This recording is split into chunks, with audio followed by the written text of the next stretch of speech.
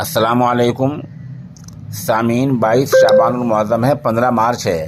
آج کی خبروں کی شروعات دینی ادارہ مدرسہ انعام القرآن بڑوت کے طالب علم بدر الحسن کی تلاوت کلام پاک سے کی جا رہی ہے۔ ساتھ ہی ادارے کی تفصیلی رپورٹ، کچھ ویڈیوز اور تصاویر بھی پیش خدمت ہے۔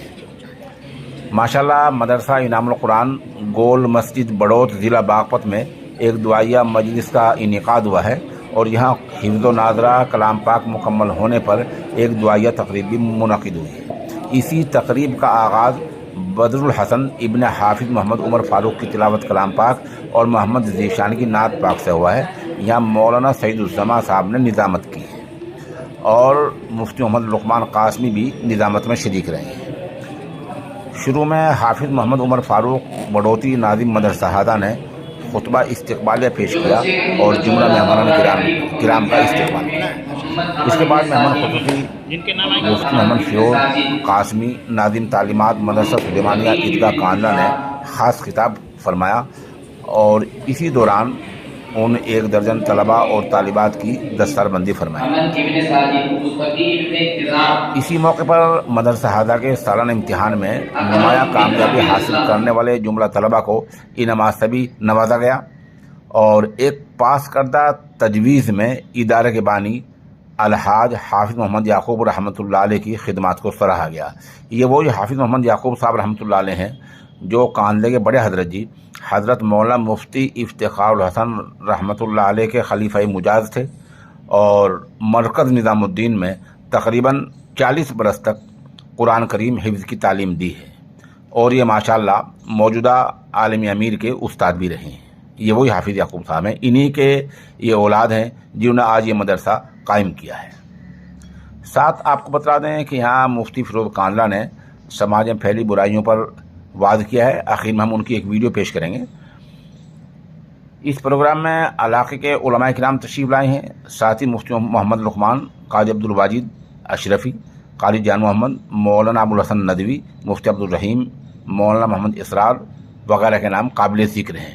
موقع کی چند تصاویر ویڈیوز پیش خدمت ہیں۔ پہلے آپ تلاوت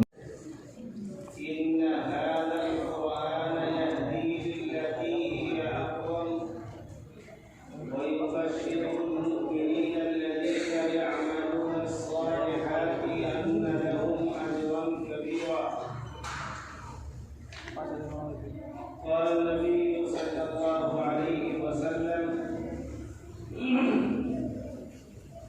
خيركم من تعلم القرآن وعلمه وقال في موضع آخر يوشك أن يأتي على الناس زمان لا يبقى من الإسلام إلا اسمه ولا يبقى من القرآن إلا رسمه مساجدهم عامرة وهي خراب من الهدى أو كما قال عليه الصلاة والسلام۔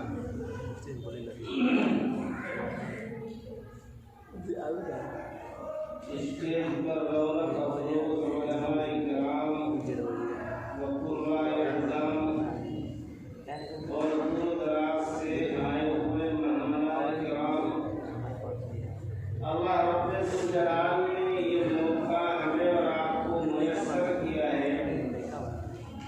اس جیسی متبرک اور بابرکت مجلس اس روئے زمین پر کہیں بھی نہیں ہے۔ یعنی میرے کہنے کا مقصد یہ ہے کہ جس مجلس اور محفل میں قرآن کریم جیسی بے بہا نعمتوں سے ہمیں اللہ رب الجلال نے سرفراز فرمایا اور اسی مجلس میں اس کلام الہی کے یاد کرنے والوں کو اعزاز سے نوازا گیا، یہ ہمارے لیے بہت ہی خوش قسمتی کی بات ہے۔ یہ سعادت بہت بڑی سعادت ہے، اس کا اندازہ ہمیں دنیا میں ہو ہی نہیں سکتا۔